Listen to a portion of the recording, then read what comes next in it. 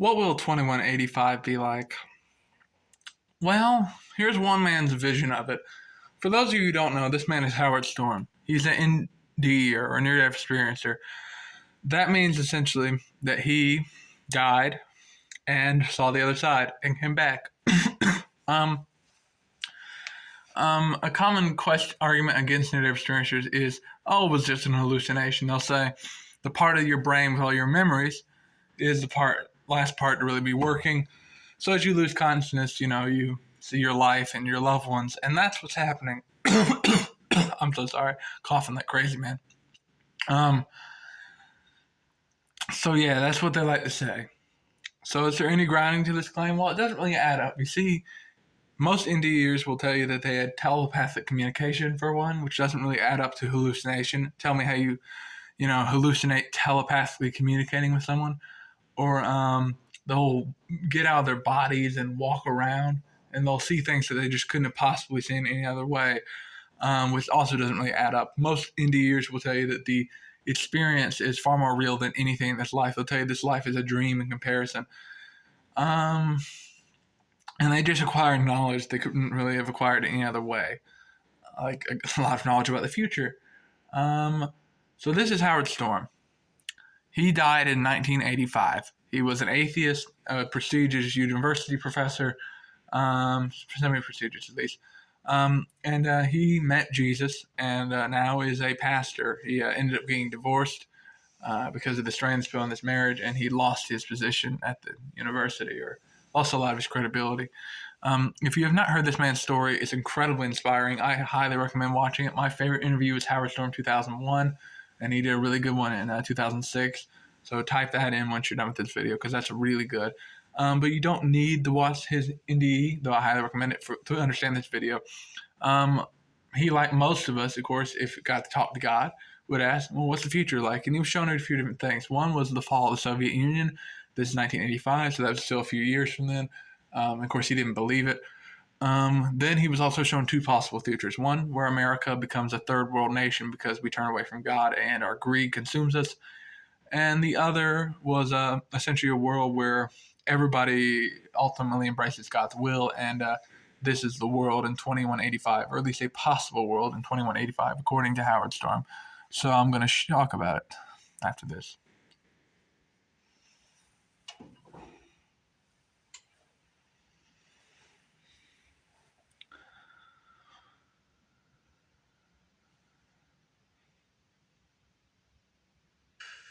The world that they showed me in the near future, in a couple hundred years from now, is a world that is difficult for me to understand or accept. There was what I saw was no visible signs of technology. If there was technology, they hid it from me, or it was so subtle that I couldn't even see it. Maybe that's the case, but I assumed that, like, in the future, it would be a world of like high technology, and they showed me a world of not low technology, of no technology, where people's relationship with God, with the creation, and with one another was so intense that human beings controlled the weather of the planet. Not just for the welfare of human beings, but for the welfare of the entire planet. Everybody in the world was telepathically connected to everybody else in the whole world. People raised food by simply, meditating or thinking about the food, and the food would just grow, and then they would pick it and eat it. I mean, it was, not instantaneous, but just it happened before your eyes. I mean, a cabbage would grow from a seed to a full-blown cabbage in a matter of a few minutes. People lived in small communities. People could move from community to community freely if they wanted to. Most people didn't move around very much. Some communities put an emphasis on music. Some communities put an emphasis on science. Some communities put an emphasis on celebration, liturgy, worship. Some communities spent their time on physical relaxation and enjoyment, sports, and that sort of thing. Some communities were very contemplative and did seemingly very little. Some communities were very active and sort of like were very much engaged with their environment, sort of what we would call gardeners, but they were literally environmental sculptors, making these very beautiful places with the vegetation and the geology around them. I mean, different communities had different emphasis, but they lived in total harmony with the flora and the fauna around them, in complete harmony with one another. And the main emphasis of every community was the individuals in the community, and most especially the children. When people had experienced what they felt was their full life experience, there would be a great celebration, and they would lay down, and they would die, and their souls, their spirits, whatever, would be raised up to heaven. Dying was not seen as a sad thing or grievous thing. It was a joyous time. It was celebrated as a birth. People ate simply, dressed simply. From what I was shown, there were no possessions other than the clothes on their back and a few simple instruments like musical instruments or tools or things like that, which were pretty much shared communally. It was a world that's very difficult for me to make any sense of, because it's like, there was great happiness. There was very little suffering. There was no disease because people could, with laying on of hands, people could heal diseases immediately. The only real suffering that they showed me was sometimes people felt a sense of separateness, and the community would allow these people to feel that, but they would pray for that person. They would surround that person with love and bring that person back into the community. So it was possible for people to move a little bit away from the spirit of the community, but they were brought back into the community. No one was left. No one was ever lost for very long. But it was important sometimes for people to feel, to appreciate what they had. They needed to, lose a little bit of it once in a while. The Spirit of Christ lived in every heart, fully and completely.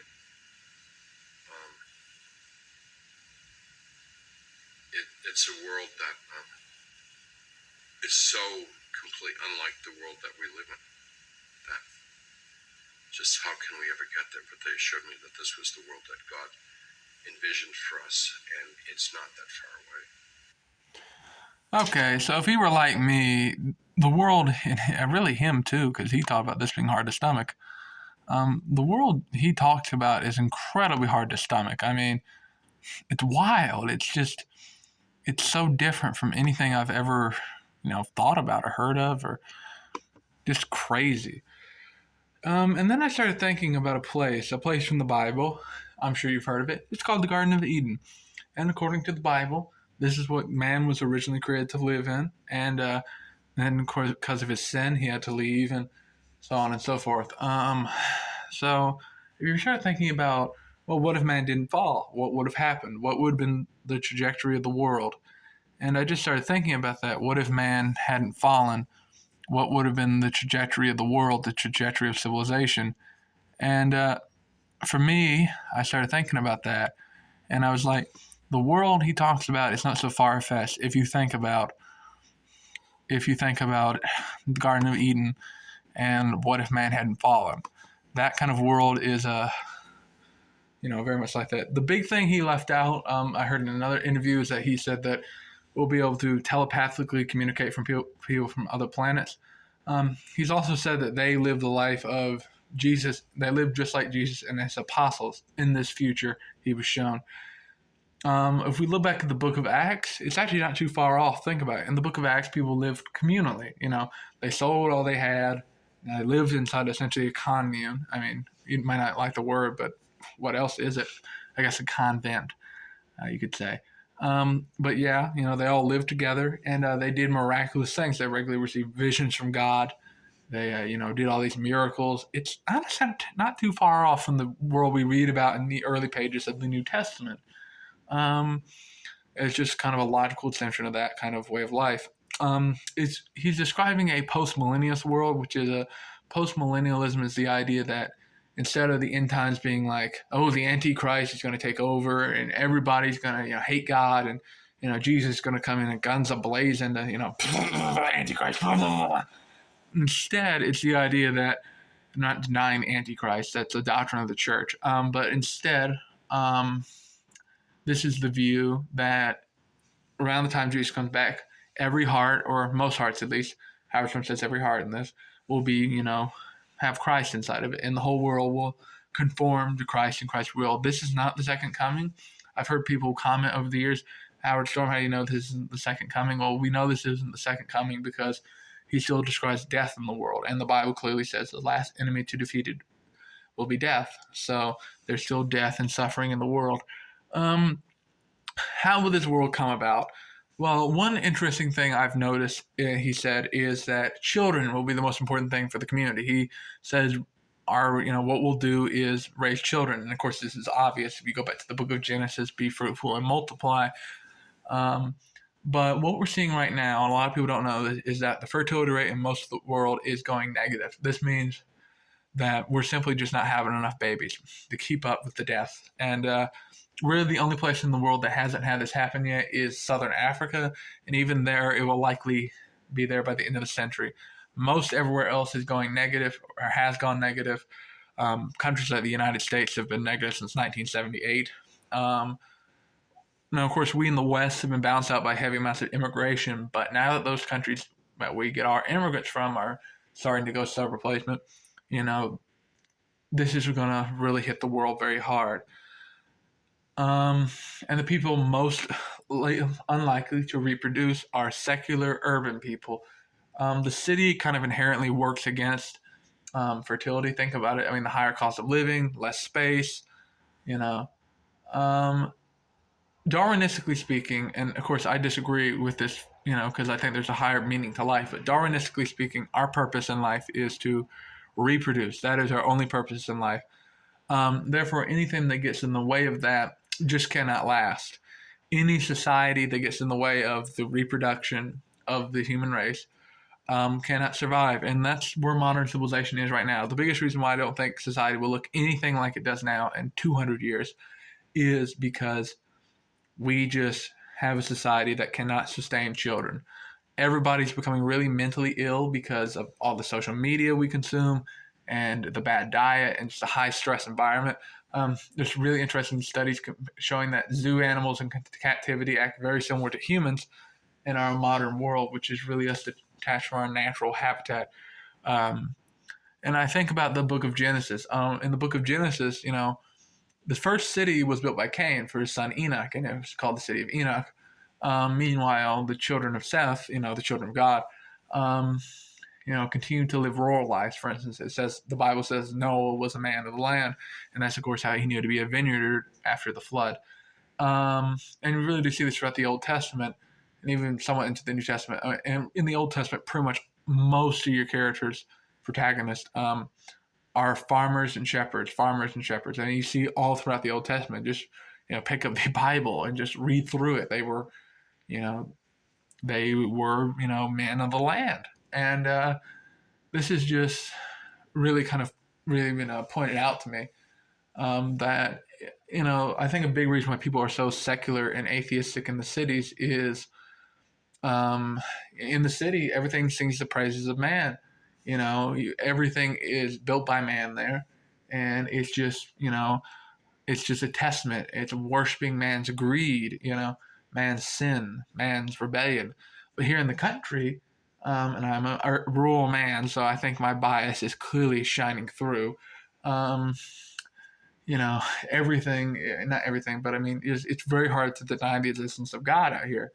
Um, Everything's natural. We have trees and animals and beautiful little creeks and streams. It's wonderful. I love it.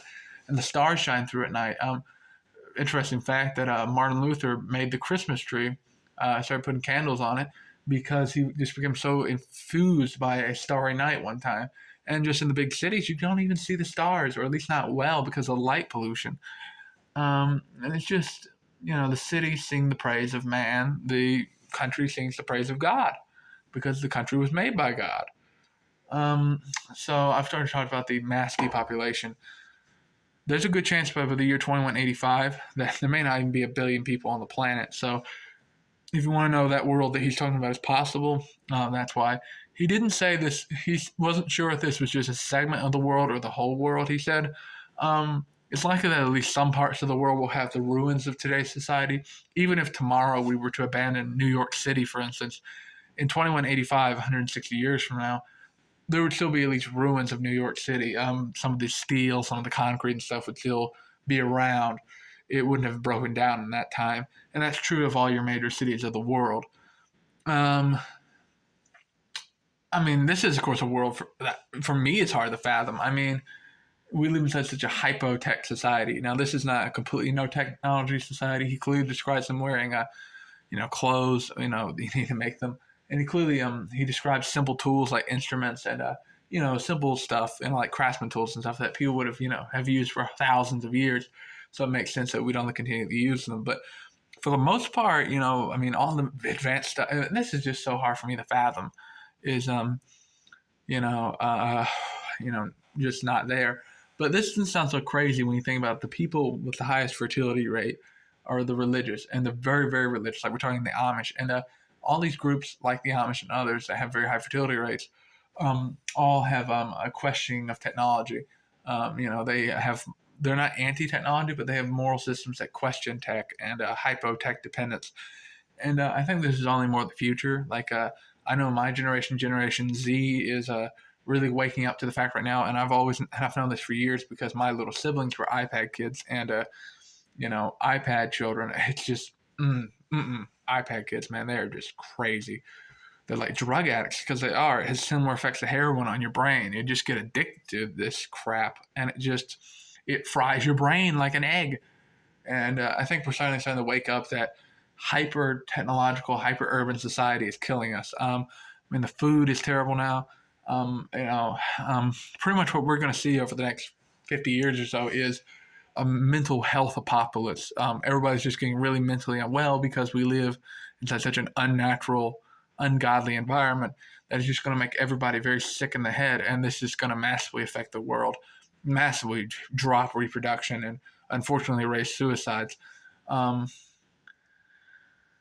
so yeah, other things he's shown, of course, is a lot of mystical abilities. But I've already talked about that. If you really think about the Book of Acts, like some of this stuff isn't so far off. Like they had a lot of mystical abilities in the Book of Acts, um, and all the great prophets and stuff of God have all these mystical abilities, throughout the Bible. So I don't think it's so crazy to assume that if the world were to convert and a post millennial thing. And by the way, it's a great documentary on post millennialism here on YouTube. Is On Earth as It Is in Heaven, I believe it's called. Really good. Just type in post millennialism; it should be there. It's like an hour and a half long. Good documentary on this. Um, but yeah, I mean, it is post millennial world where everybody is converted to Christianity. Of course, it's incredibly hard for me to fathom. I mean, the only way I could see this happening is like a great mystical awakening, like a religious revival like we've never seen. Just the whole world just. Now, this is still a really long time away. Like in 2185, everyone alive today, even the smallest baby, will have been dead for like 50 or 60 years, even like the babies, because the oldest people in the world tend to live to be about 116. Even assuming that somebody alive today lives to 150, which the media likes to tell us they will, though I'm skeptical of this, would have been dead for like 15 years by this point. Um, so yeah, so this is still a really long time away. Like it's about as far as we're about as far from then as we're from the Civil War now. To put that in perspective, if you're an American, the American Civil War. Um, so yeah, this is just fascinating. I've never heard anyone describe the future like this. Like it just flies into the face. I mean, it feels like in the modern world, like the assumption that we're just going to get more technologically advanced and eventually we're going to colonize space, colonize Mars.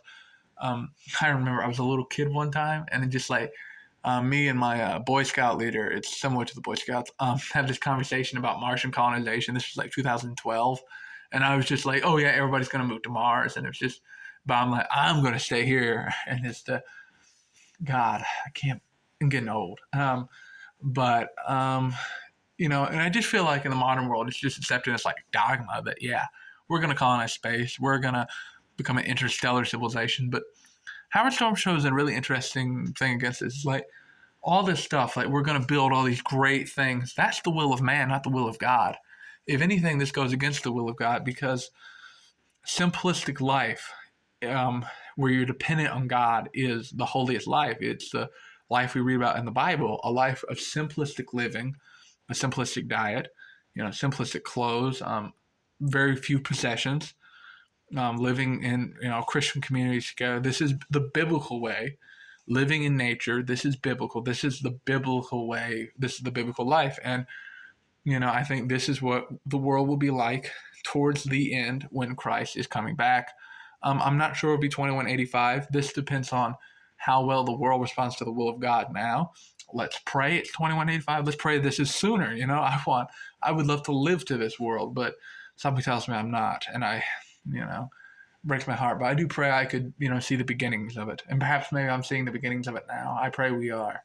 I think of the Asbury revival of 2023, this amazing revival that swept through America. Really just gave me so much hope. I'll probably do a 1-year anniversary for Asbury soon. So yeah, it's just interesting to think about. I know it's hard to stomach, man. Like telepathic communication, like everybody being telepathically connected, being able to telepathically communicate with people on other planets. That sounds wild, but you do have to remember the Bible says that man is meant to be higher than the angel. And we think about all the crazy stuff angels do. I mean, they do miracles all the time.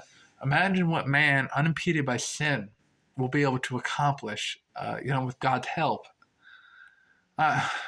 It's mind blowing what the world could be or could have been, and what the world still could be if we just turned to God, if we stopped following our own will and followed His will.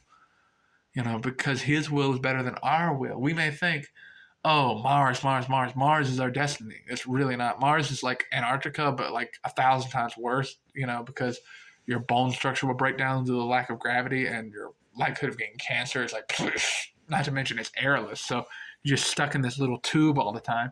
You don't even get to touch Mars. It'd be a nightmare to get the dust in the ship. Could you imagine? Ooh. But yeah, Mars or Venus, that's not our destiny. I don't think. Maybe we'll briefly colonize those worlds, but I don't think that's our ultimate destiny. I think our destiny is to rebuild the earth as God has us, to finally have dominion over the earth. No, I will confess my biases. I'm a rural guy. I love the country life of, city slickers and that crap. And also the book of Genesis is my favorite book of the Bible. So, of course, I'm very heavily influenced by, the book of Genesis. I also am a big fan of books like Acts, especially like the early church, like that community. I love to read about that. I find that just so fascinating. But yeah, that's the world I pray it will be in 2185. But though this may not be 2185, I do think that this will be the world towards the Christ coming. The only reason I think that Christ wouldn't have come by that point in that world is the people would further learn how to be submissive to God. Maybe we have a bit further to go, but it's very clear the world storm was shown is very close, I think, to the second coming of Christ. And I pray that would be our world in 160 years. I pray that would be our world. I want the second coming of Christ to happen. If this really interests you, I'd recommend going back and reading the first 11 chapters of Genesis. I would also recommend watching Howard Storm. Howard Storm is amazing, a really interesting guy. He's one of the reasons I'm strongly considering joining the United Church of Christ, which is his denomination. It's not perfect by any means. There are definitely some churches that are super liberal. By liberal, I mean like denying the virgin birth and the resurrection, but those are the minority, especially around where I live. Like there's a lot of really good UCC churches. They got very solid, very good. Um, uh, Anyhow, So I'd recommend watching Howard Storm's Near Death Experience, reading the first 11 chapters of Genesis. There's also a really interesting documentary. It kind of ties into this. It's Back to Eden. It's not about this at all, but kind of is. It's about a more biblical, like a man who studied the Bible and nature and found a more biblical way to garden. It's really interesting, and I think that kind of a gardening would probably play a role in this new society. So I'd highly recommend that if this interested you in any way. And also watch that, you call it Earth as It Is in Heaven. And also watch the Love Unrelenting documentary. It's about universal salvation and different views of hell. It doesn't really have much to do with this, but I love that documentary. So yeah, just check out Howard Storm. Like, I just don't know how you can be an atheist after you hear this man's story. It's just amazing, beautiful. I try to watch the account at least every year, like as a yearly tradition or something, because I just love to hear about this man. I always get into a really spiritual mood. Like, it makes me want to pray a lot more when I hear this man's story, this man's account. It's wonderful. Well, that's all. I just pray this is the world in 2185 because it blows my mind. Like, um, in my opinion, I think the society closest to the one of our great great grandchildren is the Amish. The Amish right now, and I've made a video about this. Will the Amish take over America? It's not very good, but I'm trying here. These are not exactly high quality videos. I'm shooting this in my garage, man. I'm shooting this in my garage. Uh, but yeah, um, the Amish, I think, because they have a very high fertility rate and they embody a lot of the values I talk about in this video. The Amish, I think, are the closest society to the one of 2185, in my opinion. Now, I could be dead wrong. Um, but yeah, let's just pray this world comes true, and just God bless. God bless. And I just pray for revival. That's what we need, because that's the only way this world would happen is a massive spiritual revival, a massive turning to Christ, a massive conversions. And let's pray and let's be good Christians, and so we can be a testimony to people in the world. Now, good night and God bless.